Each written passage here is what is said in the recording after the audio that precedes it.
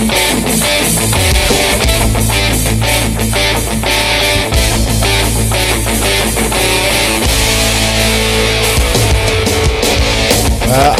am the Rock Out of Podcasting. I can't hit the button, but I can tell you I'm the Rock Out of Podcasting, Charles McFall. Holy crap. I made that a lot more difficult than it should have been. Welcome to the Rock Out of Podcasting. Today we're talking about why change. We being me and the mouse in my pocket because, you know, I gotta always throw the Wii in. I don't know what it is. Nintendo's got its hooks in me. What can I say? I like the Wii. It's what it is. So, all right. As I do on Facebook, I do this show live on Facebook.com. On Rock Out Podcasting. So make sure you got here, hit the love button, hit the share button. As I am going to do myself right now, I'm going to hit share. And I'm going to hit share because I always make sure I have to put in a thing. Here is the Rock Out Live show. All right. So there is that. Thank you for being patient if you're on the podcast version of this. And I appreciate everything that everybody does. Everywhere you listen and to find me and interact with me, that's the way to be, and that's where you want to be. So, all right, here we go. This is me doing what I do. So why change? As I put in the notes here, my wife, Erin, she definitely loves to talk about how she hates change, right? Sometimes that applies to bad stuff in our life, like when we lost the house. One of the big things she'd say a lot then is she hates change. Well, yes, but in reality, you are hating that we're having to leave our house because she wouldn't have wanted to move even in good situations. So to a point, yes, but you absolutely hate that we're losing our house. You hate that we're being forced into something else. That the unknown, man, the unknown is a big thing that she hates for the whole time. Well, for the whole year that I knew layoffs were coming. They had started in 2012, starting to lay off people in the company that owned me. And I was at home. And I said owned me, but whatever. Owned my department, those kind of things. And I was working from home, and I already worked for 2 years from the house, building my podcasting empire, figuring out how to handle my personal business, set up meetings, those kind of things. And then 2013 hits and more layoffs are coming. And we both knew in that year it would happen. And I had a layoff package, right? I had a golden parachute. And she kept telling me, why don't you go ahead and just quit and get you? I'm like, no, I want to ride this out. I mean, there's a chance they won't lay me off. I mean, there's a chance. Although I saw the writing on the wall and I was getting everything stacked, telling, at the time I was working with Success Freaks and telling them, be ready because this is coming and here's some changes that we need to see happen and so on and so forth. Because I knew it was going to be my opportunity. That being laid off and having money to keep us through the end of the year was going to be good. And this was my opportunity to really see if I can safely make to see if I can safely make my my podcast work. So, welcome to the podcast where I forgot to hit record before I started broadcasting on Facebook, and you only missed about a minute. And I'm talking about why change. I was talking about how Erin talks about that and how I'm moving from my house. But the point was, she kept wanting me to quit when we knew the layoff was coming. Just go ahead and do it. And finally, she got honest. Finally, we talked about it. I said, "Why do you keep wanting me to quit? Don't give me hearts for forgetting to record, Angie. That's not a thing you should empower." And my whole stance, once we talked about it, she just hated the unknown. She wanted to be into the next phase of things so then she could know what the new normal was going to be like, what the new phase of life was going to be like, and then get accustomed to that. I know, and I have, by the way, I do have my Scotchity Scotch today. I told you there'd be a day that came when I would have scotch while I'm doing this show, and there it is. So, now, Angie's like, she's hated packing. And yeah, everybody does that. There's always that. But so here's the thing with the house. And this all is going to apply. This all is going to come together. Right? Thank you, Dodge. BC Dodge says, give me a thumbs up for forgetting to record the podcast. So, when Aaron and I first got married, we moved into a duplex. And it was kind of shit. Not the duplex itself. I mean, the duplex was brand new. Nobody lived there before us. It was brand new. We got in the early stages of them opening up availabilities. But it was a good old boy, and god damn, I hate good old boys with a passion. And he was just like, yeah, you know, you and your wife, you look like a nice young couple. I was working for EMS. EMS opened up tons of doors for me because just being on the ambulance, all of a sudden I'm a hero and respectable. I could have been a drug dealer for all you really know, or a drug addict for all you really know. But because I had that little Star of Life on my patch, it's like, I'm a hero. I'm an upstanding citizen. And the rent was decent. It was a 2-bedroom, 2-bath duplex, and the rent was like $500 something a month. It was insanely cheap. But he was such a nozzle, good old boy. He hated black people, so basically discriminated against them in the neighborhood. He openly talked about it. He had black people working with him. He'd talk about racist things in front of them, which really made me uncomfortable, and I hated it. And I was young then. I didn't know how to handle it. Now, I'd absolutely confront it and say, I don't care. This is my house and I'm paying you rent. Get the fuck out of my house. There was an issue with the pipes. Something went wrong with the pipes on the neighbor side because the duplex is basically 2 flat apartments connected to each other with an adjoining wall. And on the neighbor side, a pipe burst, but it flooded their apartment. But to access it somehow, they had the technicians had to come into our place, busted a huge hole in the wall. Pulled our washer and dryer machine out of the way, scraped the floor, busted a hole in the wall to get to the pipes. Never fixed it. And I had to call them. Like, they were in and out a few times that day. And finally, after a couple hours of not coming back, I called them like, are you coming back? Because I need to put my house back together. What the hell, man? Oh, no, we're done. Well, you left a big, huge hole in the wall. Are you going to fix that? Because I'm not taking my safety deposit on that. No, it'll be fine. It's all good. Don't worry about it.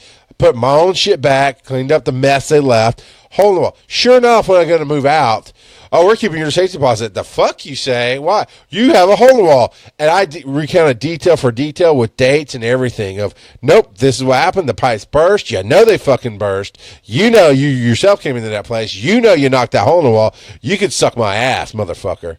And he was just a nozzle. Couldn't have dogs.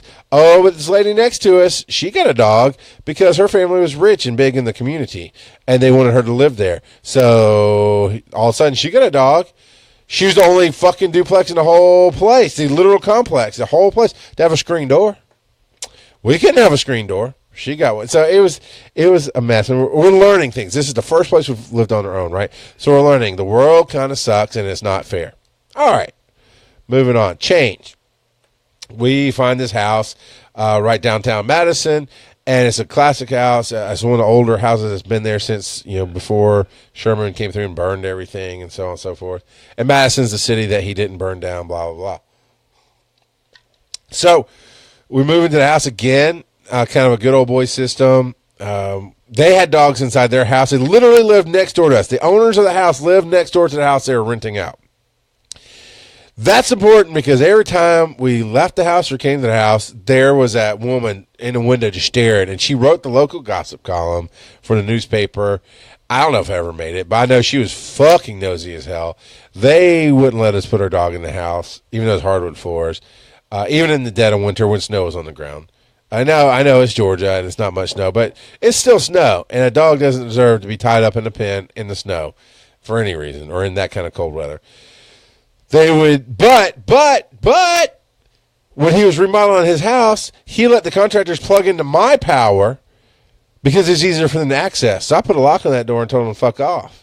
You're not gonna come and tell me you're gonna kick me out of the house if I don't get the dog out of the house, even though it's fucking 32 degrees or 30 degrees outside. You're not gonna be nosy about me and my wife coming and going and the friends I have over and ask questions of us about what we're doing when it's none of your motherfucking business, and then steal my power that has nothing to do with your house. I had to put that power in my name, and I had to pay for it. So again, learning situation changed. We spent a year there. We finally, in that time though. In the time that we lived in this house, we worked on getting a loan. We worked on getting our own house. We finally found a lot we could build a house on. See, it wasn't just about me ranting and bitching. This is a point to it. We picked out from some generic house print blueprint designs. right? We picked out the one we liked the best, and then we modified it. So while we didn't like design the house from the get-go, we definitely had a big hand in how this house was built. This is pre-Wi-Fi days. From modifying how we went, the bathroom closed in versus having a shower and a bath, because we said we hated that. We just wanted a larger bath and then make the shower a closet thing. From saying no window in the bathroom, which we had to make them take out because they put in. I'm not going to go into the bitchiness. If you want to ask me a question about the process of building my house, that's a whole hour and a half show on its own. You can have that if you write in and ask for it. Other than that, I ain't talking about it right now. But there were issues. But the good thing I did was before they put sheetrock in, I went through and ran a network internally.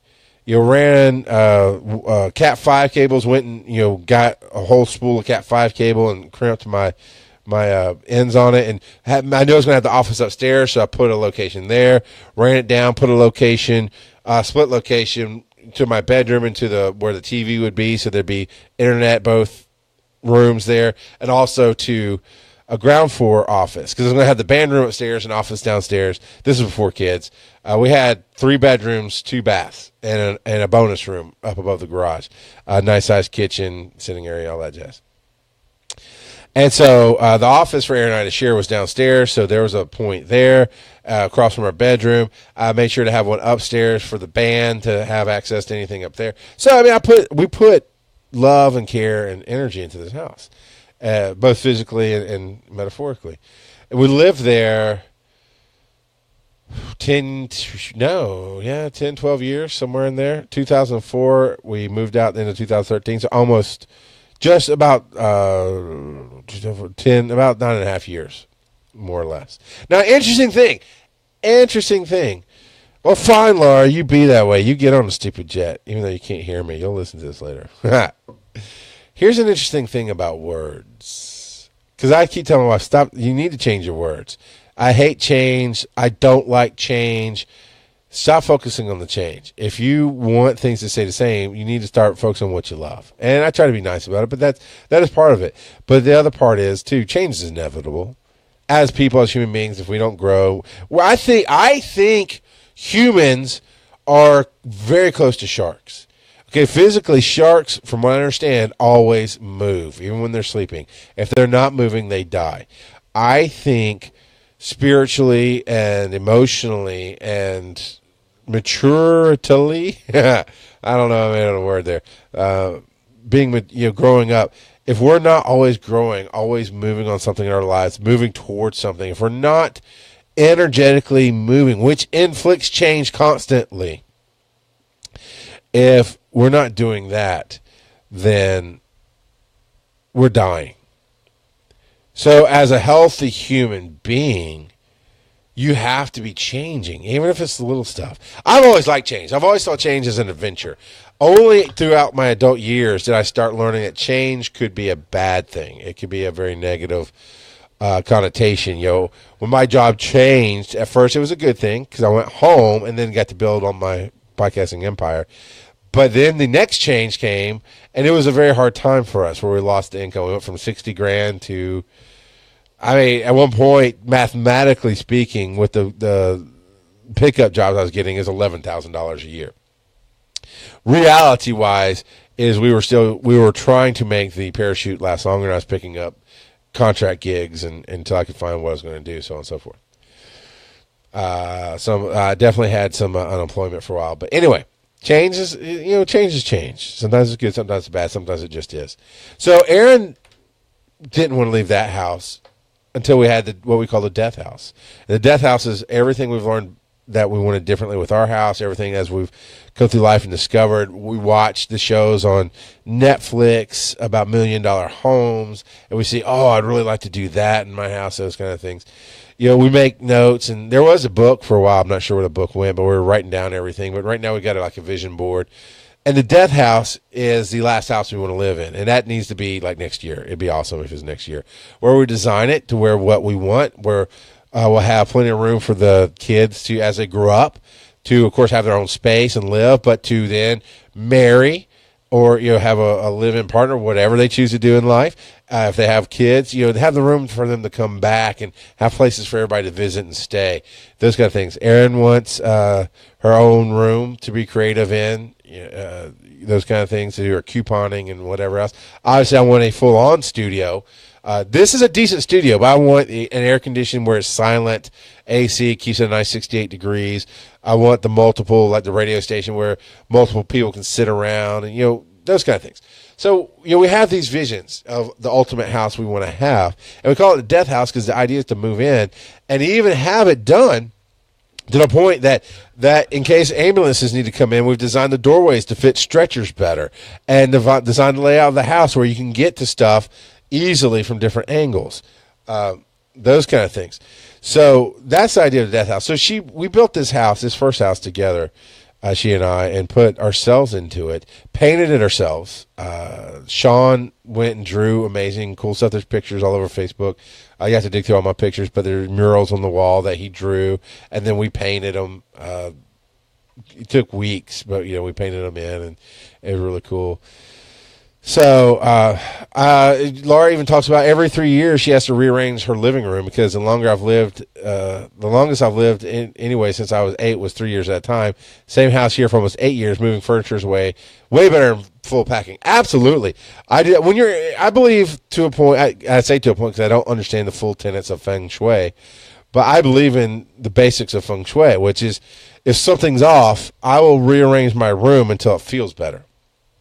Sometimes it's cleaning up the clutter. Sometimes it's moving furniture. This table behind me, I call it my podcasting table. And when I can have a producer sit here at the desk and run all the tech of it all, that's where I'll sit. When Aaron and I were doing Irma Gerd, we sat there for a long time. Now, because it's a lot easier for me to put my hands on stuff close to the machines and stuff, trying to do everything wirelessly and strain my eyes, we sit in our desks and do it when we record, which we haven't recorded in a while, but that's honest. But yeah, rearranging the furniture, changing things. I'm into that. I definitely do that. So, to not only not be moving towards a dream, which would make it hard for my wife to like that change. Okay, yeah, we're going to the new house, which has its own stresses, right? Because no matter how you plan, no matter how meticulous you are behind the architect and the contractor and everything else, somebody's going to miss something. You're going to not think of something or forget, or something's going to go wrong. Yeah, it's never going to be perfect. There's always a growth to it. But if you do your best, it'd still be a great situation to move into, but she would still be missing the house that we had all 4 children at. All 4 children were born into that house. The fact that it was the only house, and Oakland and Crosby were old enough to understand that concept. It was the only house they had ever known. I mean, there was no concept of ever truly living anywhere else. This was the place. And to have it come in a negative way, that was a bad change, and I get that. But as humans, we have to change. We have to be moving. We have to be growing. If I was the same guy I was when I was 18 years old, now, yes, parts of me are the same. I still have some of the same sense of humor, right? I still have some of the same energy and the go-getter. I still think I know everything, and I'm right about everything. But a lot of me has also changed and refined and reformed those ideas and shaped those ideas. Because there was... if you can find it, Angie, you might even have some stored somewhere. I don't know. But if you can find it, there's still bear crawling shows out there that I know are somewhere. Somebody has them. I was really, really bad about podcasting when I first started. Didn't back up jack shit. There's a possibility I've got 2 older hard drives. There's a possibility they might be on a hard drive somewhere. There's definitely a disc somewhere I saw pop up.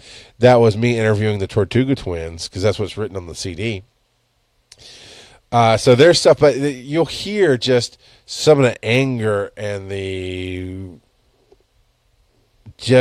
damage and the misconceptions of life. And you will hear, if you ever hear those episodes, you will hear the life's out to get me kind of energy and feel that I had sometimes. So we have to change. We have to grow. You will hear the stories. If it's still out there somewhere, somebody has it. I believe that. I mean, I believe It's backed up on an archive somewhere, maybe archives.com. I don't know how they do things, if you have to submit it or whatever. I know the servers that originally had everything on are gone. They're not out there, but I imagine somebody somewhere has a copy. When my parents pushed my last button, and I told them they would never see us again until they could treat me like a human being. And us was me, my wife, and my 2 children at the time. 3 and 2, something like that, 4 and 3. Literally had that phone call in the car. We were heading somewhere. My wife, the family, we were heading somewhere when somehow that phone call came through on a cell phone. I'm in the passenger seat, and I'm fighting with my dad, and it's just stupid and ugly and painful. And we go home, and I can't remember if I texted you or called you, but we turned around and go home because it ruined wherever we're going. And I said, get on the microphone. Shit went down. And he didn't even know what I was talking about. And I went upstairs, and for an hour and a half, I cried, and I raged, and I screamed into the microphone. And that was an episode of bear crawling. I mean, from everything I was dealing with, everything I went through, all my thoughts on it, just everything, just vomited on the microphone, recorded it, and put it out as a show. Because I needed that. That was my therapy, was my microphone. 2 years went by. My wife encouraged me, knowing that I had grown and it changed. My wife acknowledged that I needed the time. She acknowledged that my choice was right for me. She still doesn't fully understand it because she has a whole different take on family. But she could see it did what it needed to do and encouraged me to reopen the door to a relationship, which I did. And at that point in time, I was just honest about everything. I was brutally honest. I was bear crawling honest. So I told him what I thought, what I felt. And not necessarily like you did me wrong, like, no, here's how this is going to go. I've grown. I've healed. I've dealt with a lot of things. I would like to try to have a relationship with you. I'd like for my kids to have a relationship with you. I'd like for you to have a relationship with them. But there's to be no religious talk around me for any reason. And if you want to know about me, I will tell you about me. But basically, I can't remember. I did not record that phone call. And it was a Skype call. I could have. It was in my studio at the time where I was then. And because my dad actually asked me, because he saw, it wasn't this microphone. This is a little nicer, but it's a similar setup to where it's obviously a nice microphone. The way the studio was set, just like now you can see Cookie Monster behind me. But you could tell I had stuff going on. And he's like, well, what do you work for a radio station now? What is I told him about podcasting, which to my knowledge, they've never listened to a single show I've ever done. Okay. Change, though. Why change? Sometimes that's a why change question, right? I've got my studio set the way it is. The only time I ever change my studio is when a piece of equipment fails or I can upgrade to a better piece of equipment. Why change when it works? There is that. So change for the sake of change is maybe the wrong thing to do sometimes. I was talking about growing up and doing all that. I've told the story here about the choices I made with Chef Jax and Lila and my wife. Okay, so my wife worked for this elderly lady named Lila. She worked with this doctor when she was at the hospital. The doctor's name was Elaine. And got to know the doctor pretty well. Started babysitting for her. We got married. And even after Erin left the hospital, she stayed on good terms with the doctor and this and that. And her mother got to a point, the doctor's mother got to a point, her name was Lila. She got to the point where she needed some assistance. Not a lot. You know, she was still getting around till a certain point, but she got a leg injury and it didn't heal right, and there's some other stuff going on. And yeah, BC Dodge said that's the way those closest to us are. They never listen to our shows. And Nicole, you're right. A lot of people hate getting out of their comfort zone. And that's a big thing on change. We'll talk about that in a minute. But when she was helping, Lila do things, she spent a couple of years working for minimum wage-ish. I mean, it was nothing.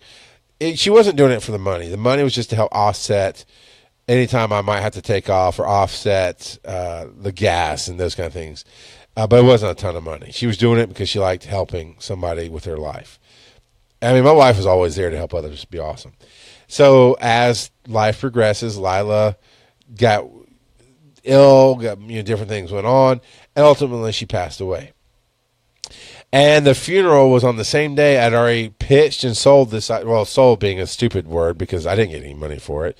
But I had pushed this idea to this chef about doing a cooking show. Now, this is before YouTube really blew up. I mean, this was when if you got in then and really did good at what you're doing and stuck with it, this is when a few years later, you become the PewDiePie of the world or the Jacksepticeye, or you only know the ones that are gaming, but there's makeup ones. There's all kind of people who've made names for themselves on YouTube because they started and they just kept at it and did something on a good level from the get-go. And this was that period of time. And so I taught this chef into doing it. I'm sorry. Basically, the short version is my wife wanted to go to the funeral. My son needed to go to a soccer game. And I'm not, Carl's here, so I can say this. Carl and I were talking the other day. Carl! Yeah. He still hasn't found what he's looking for, Carl. All right, I got to share that. Because I love that I did a human meme instantly. So, not that long ago, a month or so ago, Carl messages me. He goes, hey, can you help me find something? Or, whatever, or you're around. And I didn't see the message, or I was busy or whatever, so it took me a minute. Justin Bieber. And so I finally hit him back up, or about the time I was going to hit him up, he goes, never mind, I found it. And I instantly went, that makes you better than Bono. Carl, because he still hasn't found what he's looking for. Carl. And he's like, I hate you so much. And I loved it so much. I still do. You know what, Carl? You might actually hear that at Dragon Con. I know I've told it a lot, but it was a moment of genius. The timing was perfect, and only me and you saw it. That crushes me. The only me and you got to experience that. So anyway, Carl and I the other day were talking, and I had to explain to him, I was like, well, not everybody thinks the way you do, so here's what I've done to do. But that's the thing. We don't always realize people don't think the way we do. So when it came down to Lila and the funeral, I don't give two shits about funerals. I move on. Life is for the living. And my uncle, I was so proud of myself. I still am, Carl. But when my uncle died, I mourned for a day or so. I was sad for a few more days. Then we went up to his place and cleaned it out because that's what needed to be done. And I came home and moved on with my life. Because I just am different. Everything I do is about the now and about living. And while, yeah, you'll be missed, I don't need a funeral. I definitely don't want to come to a party. You're fucking dead. I don't definitely want to see your dead body. I'd rather remember you the way you are or were or however, whatever. So that's why I told you the story about Carl, not thinking that, I see this a certain way and maybe not everybody else sees it this way. That's exactly what I did when my wife started talking about the funeral. Like, okay, sure. Not thinking she's going to be a wreck. She needs somebody to be with her. I need to cancel my shit and either take my son to the game, which would help her out, or take her to the funeral, which would help her out even more. Never crossed my mind. I literally say, okay, your dad's going to take Oakland to the soccer thing. You're going to go to the funeral. I'm going to go over here to Loganville or where the hell I went and do this YouTube thing. Okay. And she never said anything. Okay, sure, whatever. And she does her thing, and it was fine. The show we did was fine. It turns out the chef was fucking camera terrified and was never going to follow up with that. And just got, like people do, just got caught up in my enthusiasm and my ability to sell. And because I'm right. Because if you are fucking who you say you are, and she wasn't, but if you are who you say you are, you're going to be this great entertainer, and you're going to do, and all you need is somebody to get you on the YouTube at the time. Or I think we were recording on Stickcam and then putting on you, whatever, doing a live show when nobody was doing live. And now you're really going to build an audience, and you're going to make connections, and you can do your business. The reality was she just got caught up in my enthusiasm. That's one of the lessons I learned. People get caught up in my enthusiasm because I can see many possibilities. I'm a visionary. I can see what's coming. I can see, Johnny, love you to death, brother. Still pissed off you never went to American Idol when it first came out. Still pissed off that you never went for American Idol when it came out. Because goddamn, you could have made it to the final, not the final show, I don't know. But I think you easily could have made it to the top, 20 that sing every week and people vote on them. Fuck yeah. Especially that first year. You're goddamn Kelly Clarkson for who she was then. You're definitely better than goddamn Daughtry. And, oh, what the fuck all. Apparently, my energy is more than just contagious. It knocks cameras down.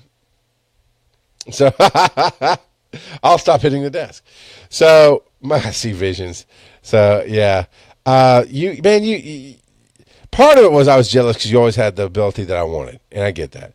But you made the choice for your life that turned out right. You've got a great wife, you've got a great family. I think last time I talked to you, you've got a great job that you love. And everybody's giving me props for the mess ups. Like, hey, I didn't record. Thumbs up. Hey, I dropped the camera. Thumbs a billion times over. And you can catch this if you're on the podcast. I do this live whenever I can do it. And it's on Facebook. So subscribe to facebook.com/RockAutoPodcasting. It'll let you know when I'm live. This happens to be a Thursday afternoon at 4 o'clock. So I don't know when I'll do it again. My point is, I always see where people can go, especially if they have talent and skill. My fault was, especially when I was talking about the stuff with Chef Jax, is not seeing the reality of where they see themselves. Because I joke around being mad at you that you didn't go, Johnny, but there was a time I was fucking furious that you didn't go because I knew I couldn't go. And really, I guess, honestly, I was mad. That's a good question. Where can we hear you sing? That's a really good question. I don't know where we can hear that. And honestly, dude, if you get up this way, if you get up for like a weekend and I'm doing karaoke, you got to come do karaoke with me. And yeah, I host karaoke now, and I sing shit now for a living to a point. Well, see, at the time, he said I should have come down and kicked your ass. Now I could do that because I could do it in a way that it would kind of smack you a little bit, but it also empower you, and you'd feel you'd be like, yeah, let's go do this. And we'd get in the car and we'd drive to Atlanta and we'd do it. And you know what? If you want that the next time American Idol comes through, I'll try to do that for you. If you're not too old. I don't know what the age cap is for American Idol because I know America's Got Talent. There's no age cap, but I think American Idol, you might be aged out. No. Now, here's the thing, Johnny, and this is what I love about Rock Out a Podcast, and when we do it live, we can go in different directions. I'll keep coming back to change, and we've changed. And, Johnny, I want you to be honest. I want you to type in the room for everybody to see it. I want you to type into the room how I was singing. Your actual opinion on how I was at singing. Because I know I had a lot of dreams, I had a lot of visions. My mom had a little bit of mom gargles on and always tried to empower me to sing and shit, and I was an okay church singer at a point, but there's one or two songs he and I could do together. But we've all aged out of American Idol. But Johnny had that rock star thing. But I thought I was a rock star because I've always been the rock god, right? The Bee Gees, yeah, I'll tell that story in a minute. But I mean, your actual opinion on my singing ability. Here's the funny thing. I hated karaoke. I never wanted to do karaoke. And Johnny was living in Statesboro. I think you were at least dating your wife. You might have been married. There was, I think we went out with Zoe then. I'm not sure. But anyway, we came down for your birthday. We ended up going to this bar in Statesboro, and they were doing karaoke. And I always wanted to be in a band. And, of course, that was the time Put Up or Shut Up, right? Go sing some karaoke.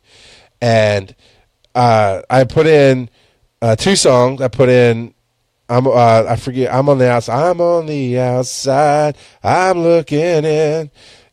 For me and Johnny to do together. And, of course, I was going to be Fred Durst. He was going to be Aaron, whatever Aaron's last name is. And they didn't want to do it, I guess, because everybody does it, because it was one of those things. But I also put in Turn the Page by Metallica and got up there and just killed. I mean, Aaron Lewis singing. And from my perspective, just killed it. I felt like I hit the notes. I felt like everything was good. The DJ possibly keyed it down for me and made it better. I don't know. But I was nervous as fuck on, and I did it. And I remember coming down off the stage thinking I killed it. And Johnny says you killed it. And I mean, getting high fives from strangers. Now, hosting karaoke, I can see and this kind of might play in the change. I don't know where it's going, but we don't have to know where it's going. We just fucking tell stories sometimes. But I see now there's like a crowd mentality in karaoke, at least when I host, and definitely when this guy hosted, where everybody's there to have fun, right? Everybody was there to encourage each other. And there's even some really bad singers that there was no key to find. And people were cheering them, and we're all drinking, right? We're all having beers and whatever, and having a blast. And that might have been, now that I think about it, that might have been one of my first tastes of what it's like to actually be around people who support you. Not lie to you, not push you, not beat you down. Nobody cared who I was. And Liquid Courage, actually, it does bring a lot of bad singers on stage, but actually, Liquid Courage is what got me through it too. And I do say, hey, if you get a song on your heart, but you're afraid to sing, we sell a whole lot of singing juice right there at the bar. You just go ask Eric for the singing juice. He will hook you up. Nicole and the Blues Brothers have a mission from God. So my point is, here's what's funny. That song, Turn the Page, by the Metallica version of Turn the Page. I know it's Bob Seger, but the Metallica version, that's my go-to all the time for hosting karaoke. If people aren't singing and I have to kick it off, I'm not super comfortable with that. I still prefer to warm up with some alcohol a little bit, but I also like to warm up singing back up to the people who are singing. But I'll hit Turn the Page and I'll just sell it. I'll just lean in and do it. And it tends to do really well.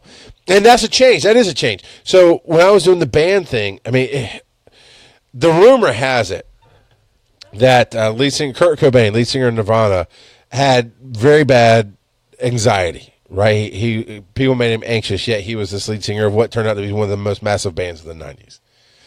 Well, definitely one of the most influential bands of the 90s for sure. And he had issues, is what the word is. And this is before internet. I haven't gone and watched any documentaries on it, and that's why I have to phrase it as word is, because I don't know the truth. I don't know how it played out. But I definitely, for all my bluster and bravado, I always thought I was shit. But I always knew I had a movement to something, a calling to something, to be something better, to have that rock god in me, to do bigger things. And I've changed. Now, I mean, even then, Johnny had to talk me into singing karaoke that night. He bought a bucket of beers and made me drink a number of them. My wife was encouraging me. It took a lot of support to get up there. And now, as a DJ going into a place where nobody knows me, I literally did a sound check the other night. I just started a new karaoke gig and put up my speakers and everything, turned the monitor where I could take my wireless mic and walk around the bar.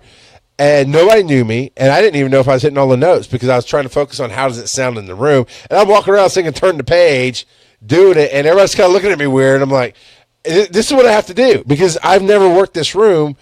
You're not going to come and sing for me to go do this. And nobody asked me. This is all in my head.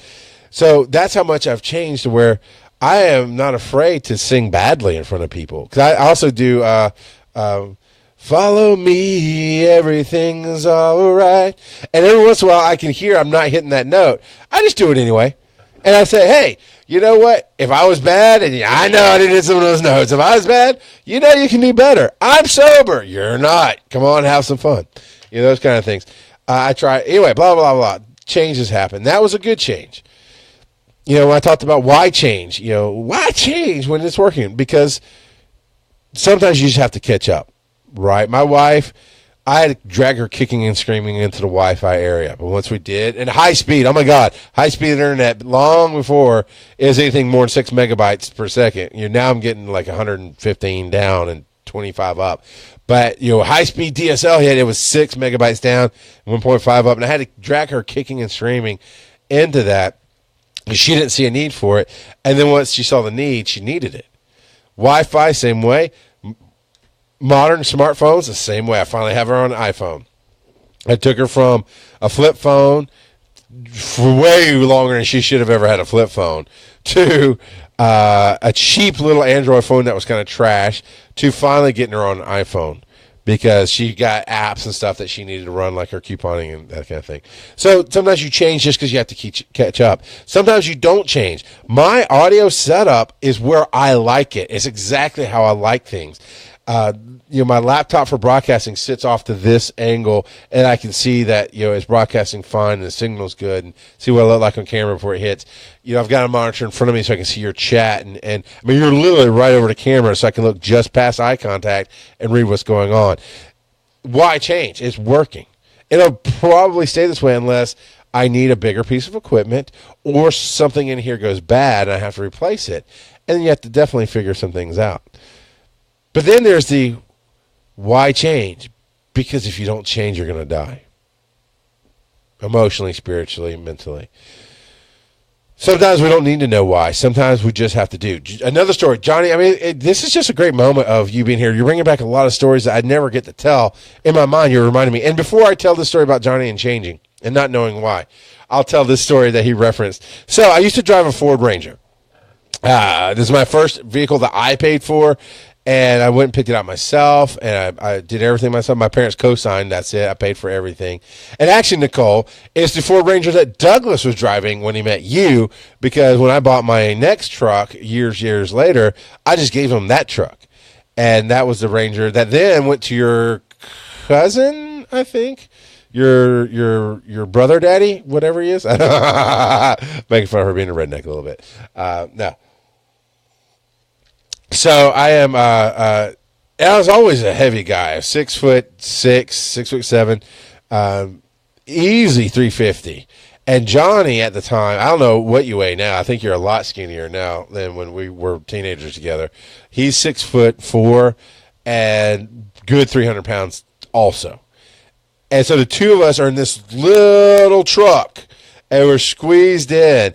And I love music. Don't even bring up the Twin Towers. There's some shit in my past that can stay buried, my friend. We don't need to bring up every dumbass idea I had. Yeah, I know your cousin whatever rolled it and told it, and he turned out okay, and that's good. But Johnny and I are stuck in this truck, and I love music. And he had been away at wherever. I don't know, maybe at Statesboro. This is in Athens. I think it's when he came out to go to school in Athens or something. I don't remember, but while he'd been gone, the Bee Gees had come out with a new album. Love the Bee Gees. I am a huge fan of the Bee Gees and Barry Gibb specifically, because I do love the Bee Gees, but a lot of the shit from the oldies and even some of the new stuff, My Heart Will Go On, Barry Gibb fucking wrote that shit, not Celine Dion. She never claimed to write it. I'm just saying she's the one saying everybody's, oh yeah, My Heart Will Go On. No, that's the Bee Gees. At its heart, that song is the Bee Gees. So I just listened to the CD over and over and over and over again. And it was a constant in my truck. And here we are riding down the road, shoulder to shoulder, stuck in this little truck. And I'm just kind of singing along with this song. And it comes to the bridge, and he had no idea this was coming. And I know, I got the words, shut up. And so and it's singing, paying the price of love. My heart. I can't remember the exact words, but I was doing kind of the nose close, because when you sing with somebody, you can usually find if you're an okay ear, because I'm a great ear. I am a great producer. I can hear shit other people don't hear. Where I lack in being a lead singer is while I have a great ear, I lack the ability that maybe I could have trained to get my voice to hit what I hear. But listening to like the radio or to the song, I can usually find a place that I'm good at in there. But as a lead, doing it in karaoke, I've learned a couple of times, like, hey, I do really good on that song. Let me put on my Spotify karaoke practice list, because I have a Spotify karaoke practice list, and let me listen to it and just sing it by myself and go, oh, no, yeah, I can't do that because when I'm singing with somebody else, it's blending. But when I try to do the lead on it, I'm not hitting the notes right. So I'm singing along with the CD, and he's like, just kind of jamming, we're chilling, we're riding down the road, and he comes, I got this vision in my head, you're some of this man, and I'm doing a part inside. And louder than that, right? But I hit every fucking falsetto note, just did it with passion like I'm on the biggest stage in the world. He laughed so goddamn hard. He made me run off the road, because it's a little truck, and we're laughing, and he's just shaking, and we run off the road because the truck just goes where our bodies go, because it's like, what the fuck are you doing? I can't handle this. And that just became a thing for so long. I mean, tears just tears in our eyes, just laughing so hard. I mean, that's right up there with the story of, if you ever meet Douglas Spencer and you're a fan of the Rock Out Podcasting, or you've just known me for a while, whatever, ask him about, just go come up with a cup and go, here, hold this. And he doesn't always tag things right in his brain, and I won't say it that way because I blame him, because I remember if I say it to him, he'll know. But the idea was, there's a story behind that as well with the here, hold this and this. Yeah, I mean, we mostly had awesome times. Anybody that spent time with me, I mean, Nicole's here. She was in a band with me for a very long time and is now married to Douglas. Douglas has known me for 20-something, 24 years going on. So, we have great times. I'm an adventure kind of guy, and that's never changed. To bring it back, see what I did? I brought it back to the topic of change. But the other story, the dark story with Johnny, was he was living with me when I was definitely not the best roommate, and I understand that, sir, and I apologize. But I had this studio apartment in my parents' garage. It was a finished garage, and I was living in there, and I talked him into moving up and living with me. I don't remember how or why I talked him into it, but he did, and for a while, whatever happened, this and that and the other. But at the end of it, I didn't want him to leave, man. He was my boy, and I was probably unbearable. I was probably a very, very shit roommate. And that's not necessarily why I say, I'm sure it probably helped the decision going, this guy's an asshole. I don't know if I can live with him. Yeah, I'm going to move. But there was something with his van, and he felt like he needed to go home, move back home, and let his stepdad work on his van. And I remember going, God damn, that's the wrong fucking thing to do, man. If you do that, you'll never get out of Statesboro. If you do that, I was harsh on him because the vision I saw, right or wrong, the vision I saw. And I was like, fucking just stay here, fix it. Don't leave. Basically, don't leave me. But I was an asshole. Well, life happens, right? And I knew the true part of what I saw is I knew that we weren't going to have those times anymore, and we haven't. I went there for his wedding. I blame Johnny for my love of Kermit the Frog, color of green. I went for his bachelor party and his wedding and learned how to drink and other things. And I blame you, sir. I thank you. And so anytime we were together, it is definitely an epic adventure. But it's probably been years since we've physically laid eyes on each other and hung out. And I didn't want to lose that. What I had no concept of at the time. Why change? This change is horrible. I'm going to lose you forever. Only if I believe that. Only if I believe that. Only if I refuse to keep your phone number will I lose you forever. Only if I refuse to connect with you on social media as it becomes a thing and grows and, hey, look, we're talking now. Only if I choose to forget you will I lose you forever. And people live that way, and they'll resist change to hold on tight to the life that they have because it cannot conceive anything outside of this. And it's miserable. I mean, that even hurt doing it like that for that long. It's miserable. It's exhausting. It's strenuous. It is shit to live that way. But what happened was, even though he did go back to Statesboro, guess what? That's when he met his wife. Later. I mean, it wasn't like instantly, but that's where he met his wife. That's where he built the family that he loves. That's where he got the life that he loves. And I'll ask you, honestly, sir, to put in the chat room, okay, if you're thinking about leaving your wife, do not put that in the chat room. But since I believe that you love your life and your wife, you're going to put an honest answer of, do you regret ever going back? Because from the standpoint where I'm sitting, I don't see how you can. Because it seems like you got the life that you loved and you wanted. And while we lost that sitting in the truck singing together for the rest of our lives stuff, we gained many other beautiful things in our life. And that's the change without knowing why story. That's what I wanted you to hear there is he was changing and all he goes, why? Because I don't know. It's just the right thing to do. I have to, man. Sorry. And I just fucking hated him for it. And I fucking hated myself for it. And I just felt like I was losing the thing I had in life. And the reality was, obviously I didn't. He's even here today and chatting and listening. And he says sometimes you have to make the sacrifice. Johnny says sometimes you have to make the sacrifices to make the gains. Sometimes you have to make the sacrifice without knowing what's next. And that's what he did. He didn't know that he was going to meet his wife. He didn't know he's going to get a really great job. Here's an interesting thing about Johnny. I mean, I've never met anybody that did this, that had it work. Johnny is so goddamn good at I fucking hate you sometimes, man. You're so goddamn good at everything you do. And the reason I don't actually hate you is I've finally dealt with a lot of my issues. I've dealt with a lot of my damage. And I understand I'm actually fucking awesome at everything I do, too. And we can all be awesome together. But I won't go through the companies he was with, but he worked for this company doing this manufacturing thing and worked his way up. And then ended up quitting. And if I get it out of order, I get it out of order. It's not that big deal. But basically, he worked for this great company. They loved him. He did well. He goes, you know what? I'm going to kind of go over here and do this different thing. And he went to this other company. And it was fast food-ish. And, you know, it doesn't matter if you know. I just don't care to say the company name. Because they don't sponsor me. And if they want me to say their name, they need to fucking sponsor my shit. But it's fast food. But instead of just being low-level fast food, he worked his way up very quickly to become really high up and do really well there. He started his own company. That was a great idea and did some great things that ultimately, unfortunately, for at the time, whoever knew, nobody knows why it just didn't work. Maybe now looking back, he knows, oh, it got me to this place or did this for me or whatever.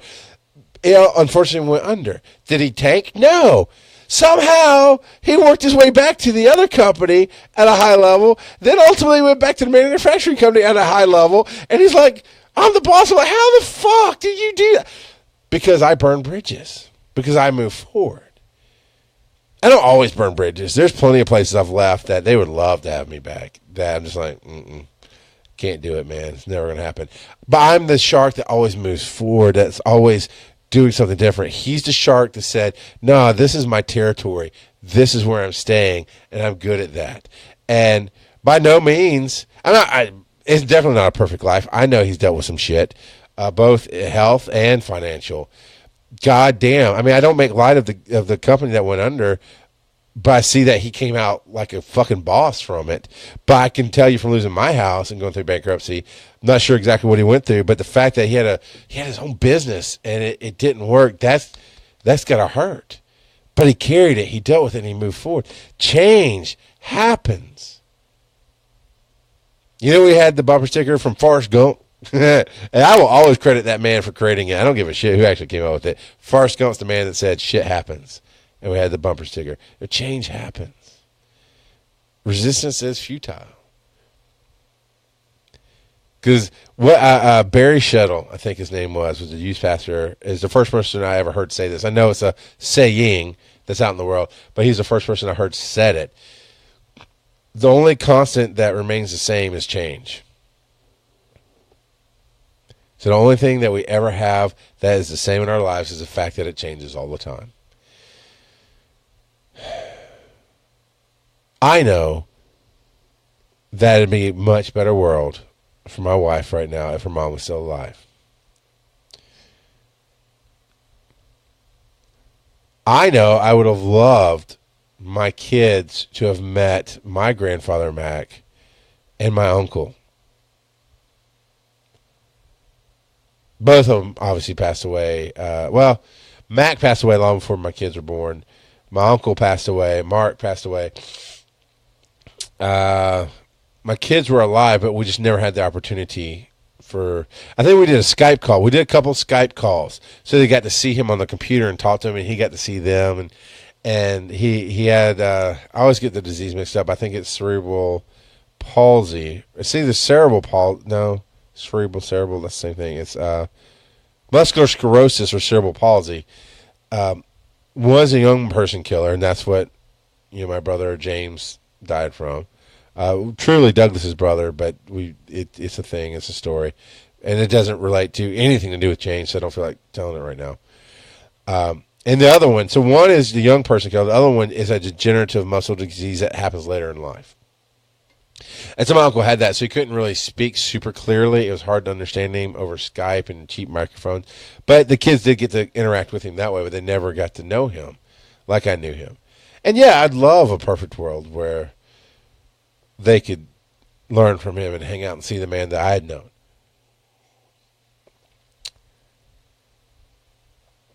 And I know as much as stuff happened in life, some changes are tough. And we're still reeling from the punches of my mother-in-law passing away.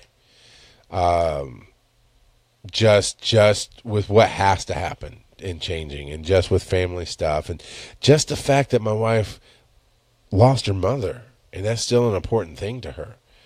And it will be. I mean, it never should not be. But I'm a different person. Where my uncle died, I got a phone call. I cried like twice, maybe 3 times that night. And then I was done. And I was sad for the rest of the time. So when I say mourning, I mean, there was a grief. I mean, I experienced a loss in this universe, this known universe.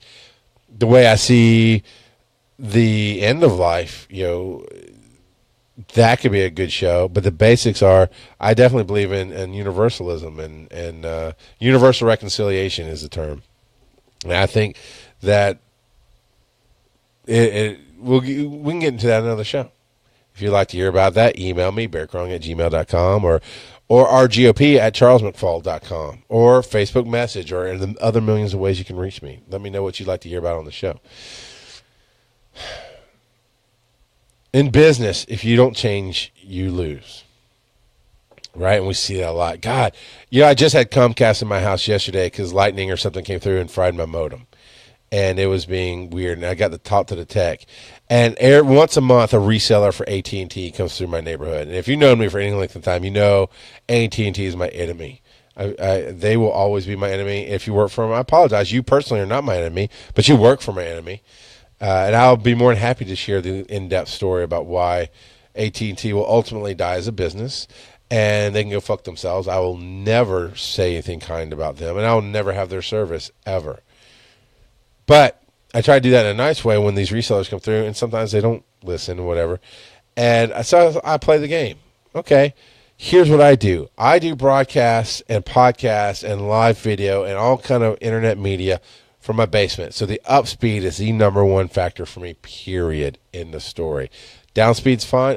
We're giving you the dedicated... Fuck, no, it's not. Comcast... Nope, Comcast has never failed me. Not once. I speed test all the time. There's some podcasters who are obsessed with their numbers, and they go see how many downloads they have on the show every time. There's some Facebook broadcasters that go and have to see how many views their video got, and this and that and the other. And by God, there's only 4 of you fucking watching. Hit that goddamn share button, assholes. But I've never been obsessed with any of that. I am a little bit obsessed with how fast my speed is and how well it's maintained. Can I test today at this time and it's good, and tomorrow at a different time and it's bad? And with Comcast in my neighborhood, it's always been good. I always get more speed than I pay for. I paid for 105, and because we put in a new modem last night, I checked every computer everywhere and every different connection. I'm getting 120 down. I pay for 105. I pay for 20 up, and I'm getting almost 30. But I tell them every single time, one, you will never ever sell me or the people who listen to me by bashing your competition. Well, Comcast is shared with everybody, and as soon as your neighbors get on it, right? No, you want to sell me on your product? Tell me how great it is and why it will solve a problem maybe I didn't even know I had. Do that. But they can't, because I hit them right out the door with, I do upload. What's your upload speed? You will not match it. I fucking check that shit all the time. You will not. AT&T doesn't believe in uploads. They think you could suck it, is what they think. They don't give you upload speeds. Period. I am not kidding. So I'll finish the story. So I was telling the Comcast guy, because he was talking about how he didn't understand how certain people reacted, and we were just kind of bonding over, fuck the world, we like Comcast, right? And I'm not saying they have the best customer service. I've had a good experience with Comcast customer service. I do understand they're a corporation, and they're big, and you might get somebody who treats you badly. Whatever. It's fine. On the East Coast, Verizon is my cell phone carrier. I have had them since before my first son was born. And probably wouldn't leave them for shit, to be honest, because they have bent over backwards every time I've asked them to help me out. Verizon has gone the distance to the point that they've got new plans that would save me money. They say, hey, awesome, Terry. Terry's got him a Tyranitar. Good on you, man. I don't, so screw you too. But hey, but Verizon has actually contacted me and said, hey, we've got this plan that will give you more stuff, more data, more phone, more internet, whatever, for less money. Yes! By all means, let's do that. So I love Verizon. I got a friend on the West Coast who was dealing with Fios, and he did the chat and copied everything in writing, and that Verizon person was double speaking. Hey, Phil Ramos, glad you're here, man. God, yeah. God, the Bear Calling show when AT&T fucked me, it was bad. My point is, I always tell them up front, I get these speeds. You will not match it. AT&T doesn't believe in the speeds that I have. And if they get close, they'll charge me way too much money. I'm paying, I think, $60, less than $60 a month for my internet. And I've already told the speeds a couple of times talking here. Well, AT&T will come into the house, and sure enough, the guy tried, and the best I could do was half my download speed.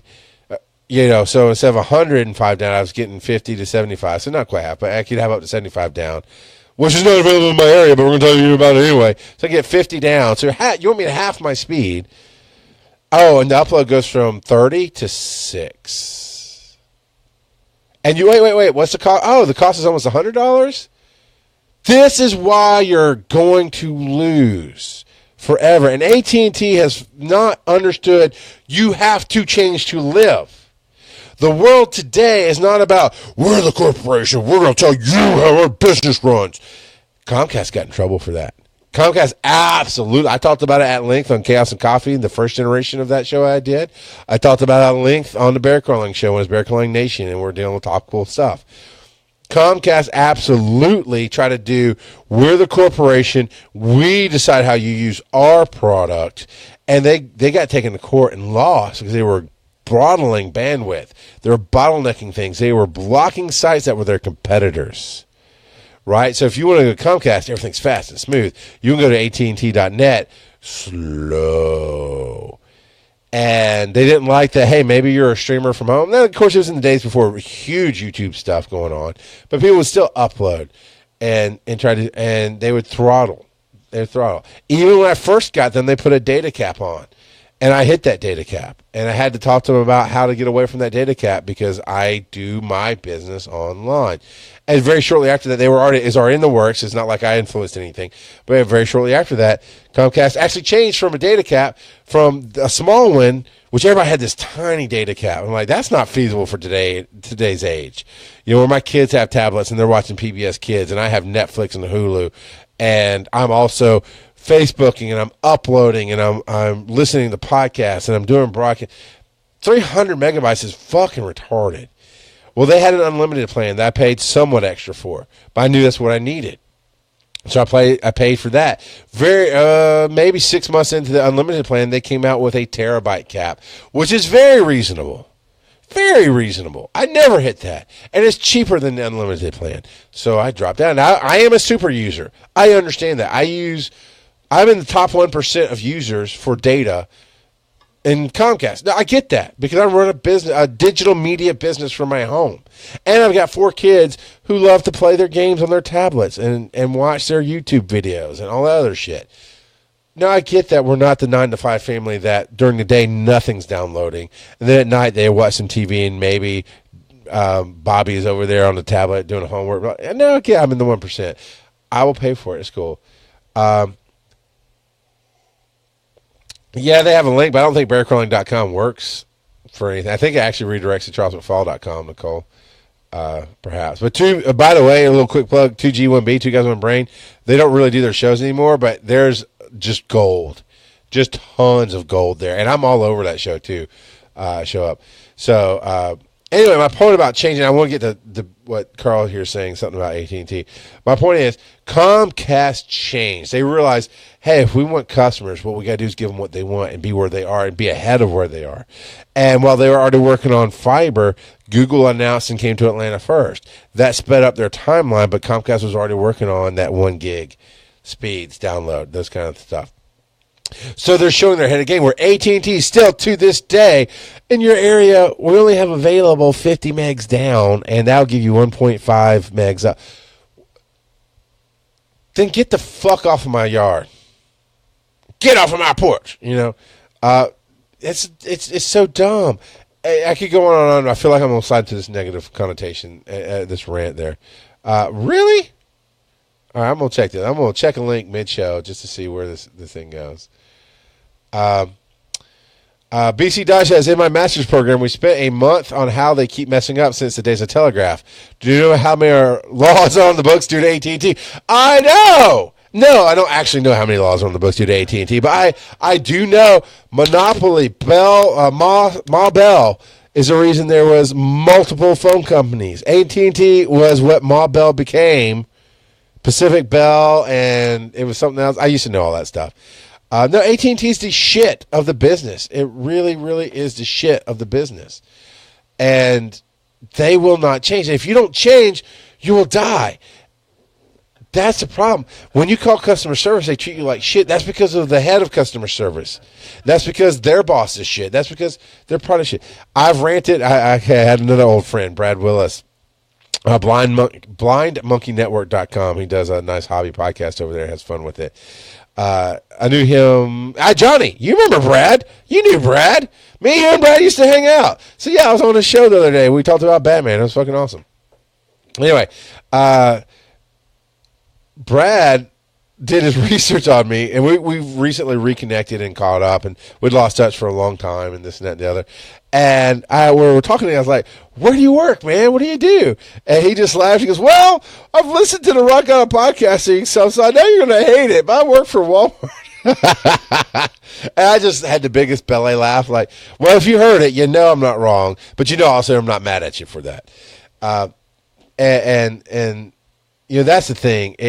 Without going any further into that story, it's just proof that no matter how good you are, if your bosses, if the boss's bosses, if the leaders of the company are shit and they treat people like shit, it'll be bad.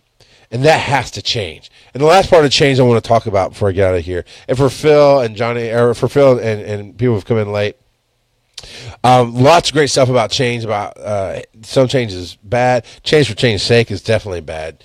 Some things can stay the same. This has been this way for 20 years. Well, why change it? It's working. It's working. It's good. Now, if you can come up with a why, like, oh, if you change these few things, all of a sudden, instead of making $1 million a year, you'll make $10 million a year. Well, that should be a goddamn good enough reason to change. But definitely change for change's sake. Scott's kicking a little bit. Change for change's sake is definitely bad. And you've heard all the other stuff. So I want to talk about, where was I going? Changing the conversation. That's where I was going. That's the heart of who I am, is communication. And I'm so tired. And Johnny, feel free to share a couple line stories. You know, post up what you remember of it, whatever, if you want, here on Facebook. I used to be a huge arguer, right? I used to be the guy that had to convince you that my way was right. For shit's sake. I remember, this was pre-Johnny, but I remember, no, maybe it wasn't. It's in Tifton. Do you remember Jeff Fowler, Johnny? Old Jeff. I remember he and I used to get in the stupidest arguments. And I mean, so here's I did not have any arguments with trees as I never did that. But I came close. I'm sure I actually came close. So yeah, okay. So this was in your time. And you may even have been a part of this conversation. I don't remember, but it's a stupid philosophical thing. I'm not sure what the point of it was, but it's like, okay, you're in a van, and the van's going 60 miles an hour down the road, and a fly's in the van, and the fly flies from the back of the van to the front of the van. Is it going 60 miles an hour? And my logic stands today. Yeah, it depends on your perspective. And I think it pretty much said it depends on your perspective. Oh, my God. Yes, I remember the Coke Pepsi question. That was so stupid. I'll tell that story to you in a second. But it was it turned into this argument, and you had to argue because the other person was arguing against you. It didn't matter what was real or what mattered. None of it mattered. And that's what I'm trying to teach my kids. When they start arguing bullshit, I'm all for a well thought out argument and changing the course of a conversation and influencing things. But the first thing I ask my kids, does it matter? Will you die? Will they die? Then shut the fuck up. Because kids are kids, right? They do that. They argue about the stupidest things. Even today, Zoe is 4. My Zoe is 4. And I was teasing her. She didn't go to soccer camp today. Or she asked me what time it is. She's in that phase where she asks what time it is. And I tell her, I'm like, wow, you going to be late for work? I don't have a job. I'm like, then why do you need to know? I don't have a job. Then why do you need to know the time? I don't have a job. See, she wasn't listening.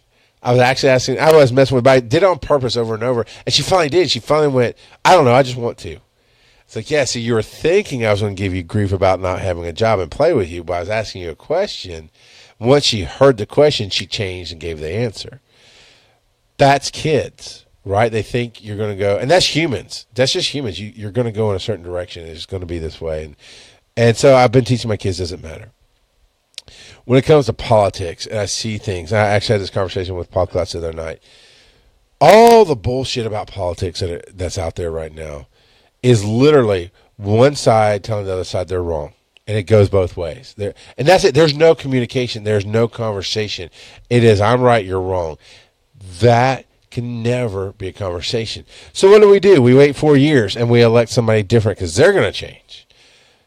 Nothing has changed in politics since World War II. And maybe even before that. It's always been about the power, about keeping control of things.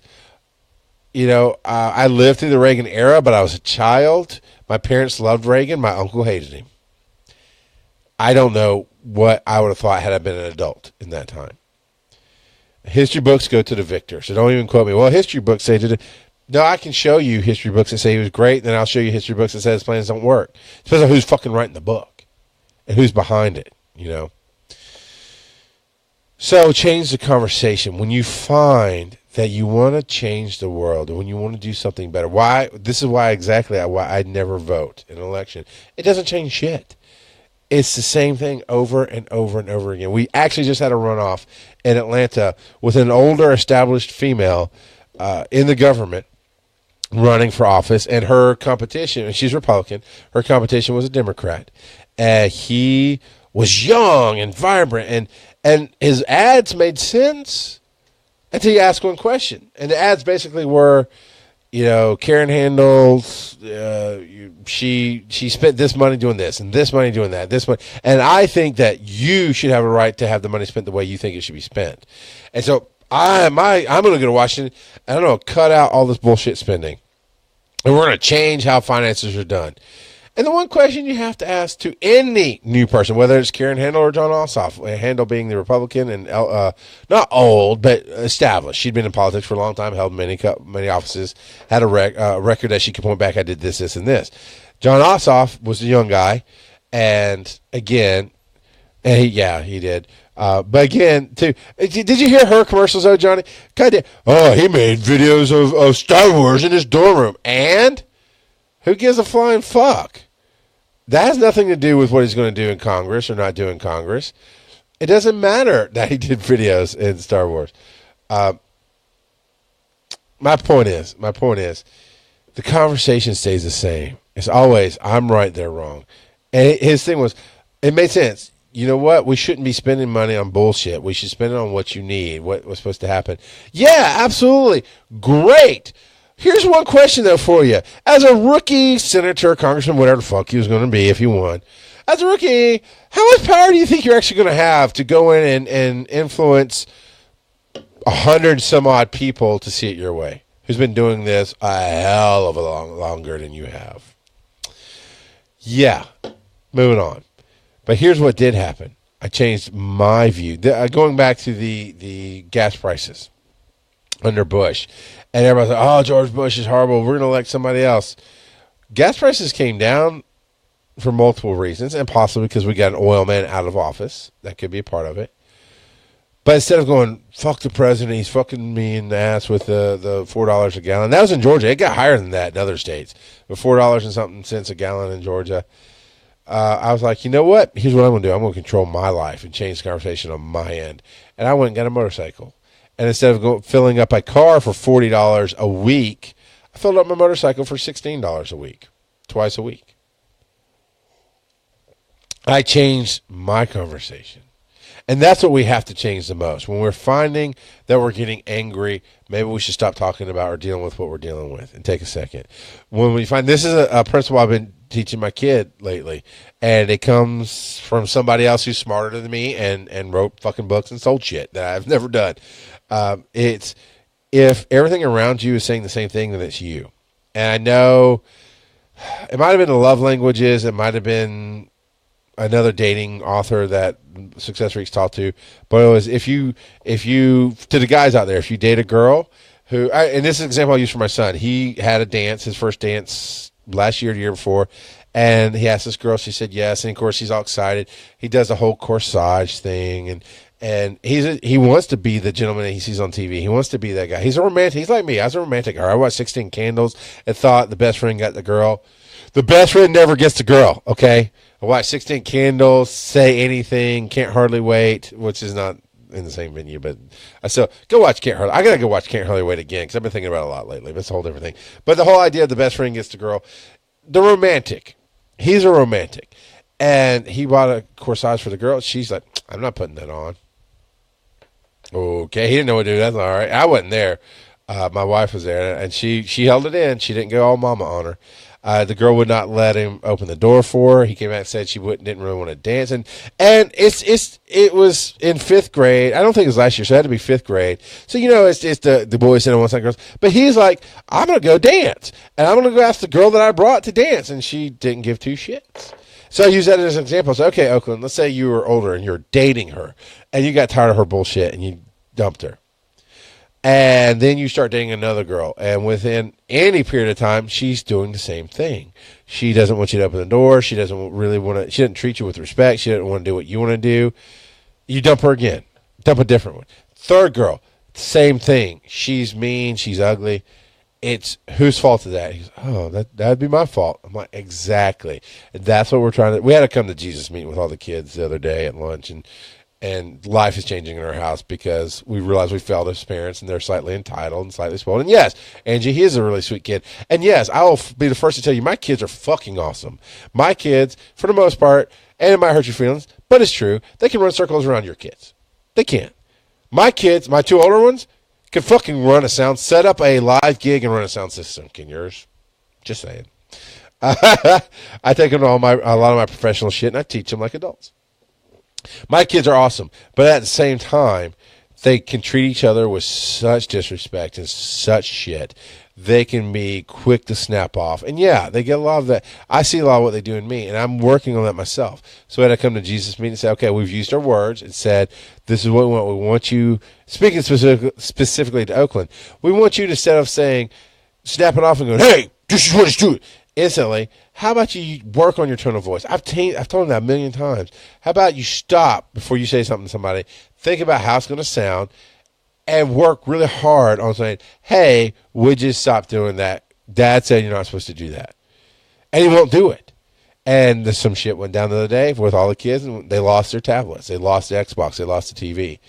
And it did actually, then the internet went out, so they lost it for longer than maybe intended. But the point is, what my wife said to him then is like, when everybody is telling you you're mean, when your dad, when I am, when your brothers and sisters are telling you you're being mean, it's because you're being mean. And it's too easy to get in your head, in your own head, and think, they just don't understand. I'm not being mean, they're being asshole. But when it's everybody, then it's you. But guess what? All you can do is change yourself. This is something I actually discovered long before I read any motivational books or listened to motivational anything. Was I realized on my own, which just honestly to me speaks volumes about where I was supposed to go in life, being self-aware and figuring things out. I was talking to a teenager. I was 20-something, working with a youth group, and this teenager was just bitching about his mom didn't get him, and his sisters were this and that. And I was like, okay, who do you have the power to change? And he tried some bullshit on me. I was like, okay, can you really make your sister stop doing blah, blah, blah? Or can you make your mom? Well, no. Who do you have the power to change? You. You only have the power to change you. That can mean getting out of a situation to get to a better one. That can mean going, and this is to me, not to my son or to you, the listener, this is to me. Hey, when your wife says out of the blue, man, you're kind of grumpy today. Maybe you're fucking grumpy and just didn't realize it. And I told that to my kid. That's been happening somewhat lately, both ways. I'll tell my wife she's grumpy and she'll back off and same word. But there was a time and a point of like, I'm not grumpy, they're fucking this, blah, blah, that, blah, blah, blah, blah. Well, what I've learned to do is, and especially when I'm disciplining the kids, if I'm yelling at them, she'll stay out of it. So if she gets involved, maybe I'm going too far. Maybe I'm being too hard.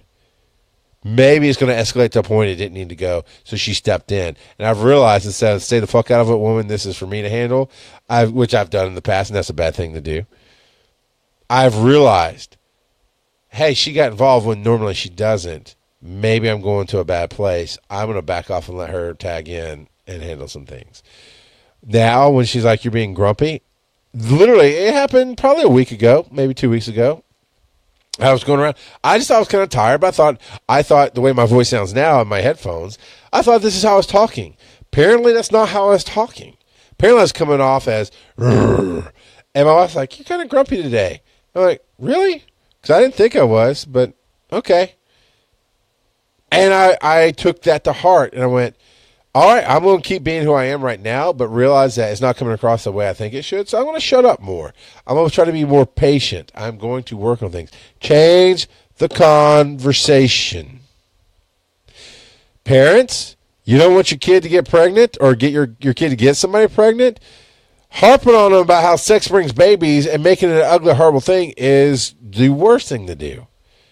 I definitely want to, maybe I'll just do it randomly next week. I don't know. I want to do the sex talk show. I really do. Because I talk to my kids. I started talking to my children when they were 6 and 5 at their oldest about sex. The basics of it. My son is 12. My daughter will be 11 this year. And they've heard a whole lot more detail about it. And I didn't lie. I didn't hide anything. I'll go ahead and give you a teaser. I'd start off with, sex is the best goddamn thing you'll ever do in your life. It is fucking awesome. But let me tell you why you really want to wait. And why you really want to do it with the thing. And thank you. See, there you go. Phil says, just do the sex talk. So that if I remember, because things can happen between now and the next time I record, if I remember, I'll do the sex talk. Because it's unique, it's awkward, but it's real, and it's true, and it's honest. And hopefully, and that's all I can say is hopefully, it will influence my children to take a better path. Chicken and bees. I don't know how you did that sex talk with chicken. Bees have to do with pollinating, and chicken come from eggs. I don't know, man. My point is, I don't want my children on drugs. So I explain what drugs do to your body. My children see me drink occasionally. I drink very responsibly.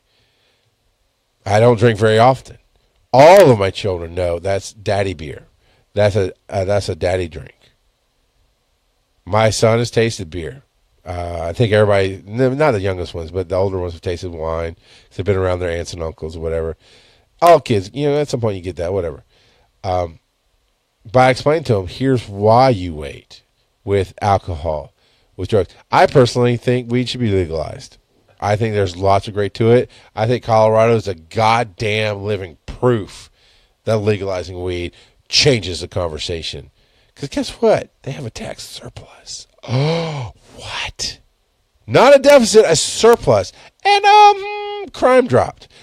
Okay, statistically, crime dropped because you stopped arresting people for pot. That will make a crime drop. So I don't know, and realistically, how much crime changed. Statistically, it plummeted because you stopped arresting people for bullshit. With that being said, the conversation I've had with my son about drugs is, I think it's fine. But here's why you don't do it until you're 2021, because physically your brain is growing, your body's changing, and you can fuck some shit up. Why you don't drink alcohol? You can fuck some shit up. It can damage you because you're still changing. Let your body get to a place where it can handle it, and then do it responsibly. And I'll do it with you. I look forward to the day I get to go drinking with my kids.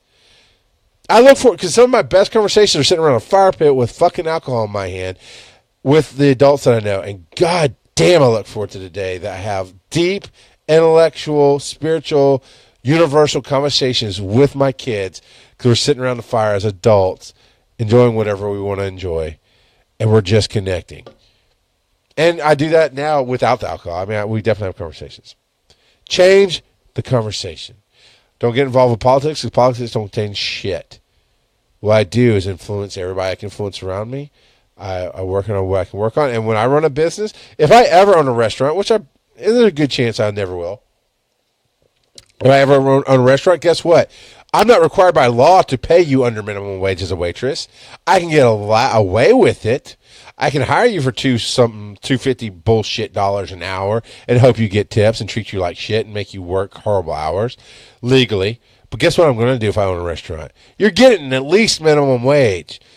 Because if I want you to do a goddamn great job, I'm going to give you the best I can afford to give you. And then if you make tips, man, that should just make you do a better job.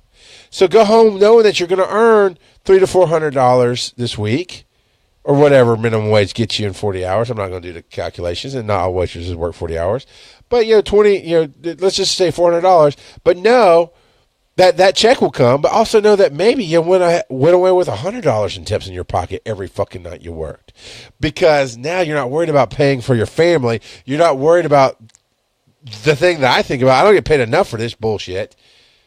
And you have so much incentive to get over your bad day. And yeah, this asshole was an asshole to get your table, and they didn't tip you, and they were dicks and left you a huge mess. But guess what? You're going to get past that, and you're going to do a good job, because the next person could tip you. And no matter what, even if you don't get tipped, you know you're going to get that paycheck at the end of the day. And that's going to help you. Do the right thing. So that's my conversation on change. That's probably part one. Because as questions come up, it'll play in. I don't know if there'll be an official part two on that. We've done part one and part two. Value for value had part one and part two. There was a follow-up question, so I did a part two on that. Change is life. If you're not changing your diet, I still, man, I came across a guy, somebody in my last story, I actually told this to Carl. I went to a new gig that I'm starting the other day, and the idea was it's a brand new location. Our company, the company that I contract through, our company has their other location and does trivia, and they love it, and they do a really good job. So when they open a new location, they immediately wanted to start another thing with us there. So we're going in early to test the sound, to make sure we understand how it works, how everything sounds, document it so that we can tell other DJs how to do it, so on and so forth. And then possibly put PowerPoint presentations on the TV so that people can see what we're doing as well. And this is the antithesis of change, is the guy who put it in is older than fucking dirt and thinks he knows goddamn everything because he was around when TVs were invented. And this is what I'm making up. I don't know. I mean, he was definitely older than dirt. I don't know if he was around when TVs were invented. But he just came in with his attitude instead of talking to me and find out what I know. And I was there because of the computer part. But I'm also going to host that gig. But I was there because I know the computers, and I know them inside and out. And I know how to broadcast. I know how to connect shit. And so I was there to do that. And he comes in, and he just talked down to me. He talked to me like it was stupid. And finally, I busted his bubble and made him feel worthless, and ended it. Just ended it. And here's what happened. So he's yelling at me about the stupid bullshit thing about the audio, and I said, no, here's what I did. You said this, and this. Were you wrong? Well, you never did it. No. No, you specifically said this, and this. And when I did it the way that I wanted to do it, the way you set up the system is I have to max the volume out on everything, and that's bullshit. That is bullshit. I said this to him. You should never, if I took my camera and showed you my board, I still have 30% volume left on my volume. I still have 75% gain left on my gain. That's how much room I can do to give you more volume and more. And then I can even go to my recording program and boost it up another 10%. So you always have what's called headroom when you know what the fuck you're doing. This guy didn't. He just puts in shit, and he wants the newest toys, but he doesn't understand how they work. And he was talking to me like I was stupid. So I had to argue with him. It's like, no, your way, I had to max it. And you said I could do it. I could put as much power into the system as I wanted. So I did it my way so I'd have room to move. All right, fine. We fix it. Shut the fuck up. Leave me alone. And I go about doing my thing. And here's what he keeps telling me. Well, you get the TV on Wi-Fi and the computer, connect the computer to the internet box. What are you talking about? He means a router. He meant a router. A $30 router from Walmart, get you an internet box and wire to it, and then it's just broadcasting. I went, no, it's not. And he kept saying that over and over, and I finally went in front of everybody, how? Tell me how right now this computer is going to broadcast, because I've been around computers since I was fucking 15 years old, and I'll be 40 this year. I've built them. I've run them. My entire business runs on broadcasting live videos and doing media. I know what it takes to broadcast. So you tell me right now what I'm missing that somehow magically, because that TV's on Wi-Fi and my computer's on the Wi-Fi, how is it magically just going to put my screen up there? Oh... I said, yeah, we're done. We're done. And I just started packing my shit up and I left. Because don't fucking push me. Change the conversation. I tried every which way to say, no, I know this is what's going on. Here's what you normally have to do. You know, this is connected. And he's like, well, just bring your own router. Bring your own. Why? How is my router different than the internet they have built in? It's just different. Then you don't know internet. You don't know what you're talking about. And the fact that he wouldn't change... The fact that he thought he knew everything because he's older as shit and he's not used to people back talking him. I don't give a fuck about how old you are. I never do. You can be 20. You can be 15. And you come up to me, and it doesn't necessarily even have to be nice. It helps. It really helps if you're like, hey, I see you're doing this. Let me help you. What if you did this, this, and this, and it would get you here? That would be the perfect way to do it. But if you come up and go, God, you know, if you just did this, it'd work. Okay, I'm going to react to your pissiness, but I'm going to try it, and I'm going to listen to you. It doesn't matter if you're 15 or 50. It doesn't matter if you're pissy or not. If you got the right information and you tell me what to do, I will fucking try it, because I did actually change my life. I literally used to think, I know what the fuck I'm doing on everything, and you can't tell me shit. Well, now I've learned, doesn't make sense to me. I'm going to try. I don't think it'll work, but I am going to try it to see if maybe I'm just mislooking at it. Maybe I'm missing a piece of information. Maybe my perception's different.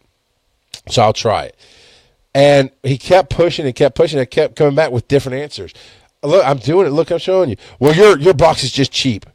The router I took with me is an industrial standard Wi-Fi router. And I kept telling them, unless I plug this into internet, it will not let me change. Yeah, I can connect to the Wi-Fi, and the TV can connect, but I can't change any settings. I can't do anything on it because it has to have internet. It's an industrial. He called it cheap. Oh, he's got a cheap one. It won't work. You called it an internet box, you old fuck. Get out of my face. And so finally when he just wouldn't listen, and that's the problem, people. Change, what did I say? Change can mean getting the hell out of a situation to something better. Change can be, I'm going to use different tactics and different words, and maybe I'll connect with you. Change can be any kind of things. And when I tried my version of change, I use my words. And I'm going to come at you this way. I'm going to ask you this way. I'm going to leave you alone and let you go and figure something out and play with it and not comment on anything and just work on something on my own and Google stuff on my own.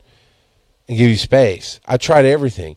And when you still come at me like you fucking know shit because you're old, I shut him down. I made him feel stupid. And I did it intentionally because I was done. I was done with him talking down to me, thinking that I was shit. It's like, no, I'm a human being, and you're not even giving me a human being respect. So let me show you what I do best. Oh, I broke you. Yeah. Hashtag not sorry. So there's all of that. And I want to leave this on a good note. My wife has been everything to me. There's an episode on rockauto.podcasting.com. What's it like being married to Aaron McFall? Listen to that. She has been the catalyst, the reason. Humans will not change unless you give us a reason to. And to me, I got angry. And what I meant to do was show the sadness of the lack of change. Of his life was just this miserable life, and this is the only thing he had, and he had to be right. Well, it's because you... Okay, for some reason you typed in blind melon change. All I can hear is no rain. I don't know why. Is that my life? Anyway. It is sad to see when people can't move forward. Angie and I actually had a talk last night about a mutual friend of ours that just decided to stick to the dead end spot of his life instead of changing it. And we miss him. We miss him. But I'll always do what I have to do to make my family happy. And that means sometimes when I think I'm right, to let go of that. That means sometimes when I have a way of doing things and I think what she's doing is wrong, to let go of that. And let's try it her way. And I'm going to finish with this reiteration, because this is an idea I just had today, and I definitely want to lock this in. We are emotional, spiritual, universal sharks as human beings. If we're not moving, which movement brings change, it always does. If we're not moving, we're dying. And to bring it back to the beginning, well, my wife says, I don't like change, which you know how I feel about the word don't. The universe can't hear it. I can't hear it. Don't go turn that light off. What the fuck are you talking about? Leave the light on. Oh, okay. So she says, I like change. If you're saying I don't like change, I like change. But here's the thing with her. She is moving. She is growing. She is always trying to see. In fact, we had a fight the other day where we yelled at each other. And I'm not ready to talk about it yet. It's still too soon for me.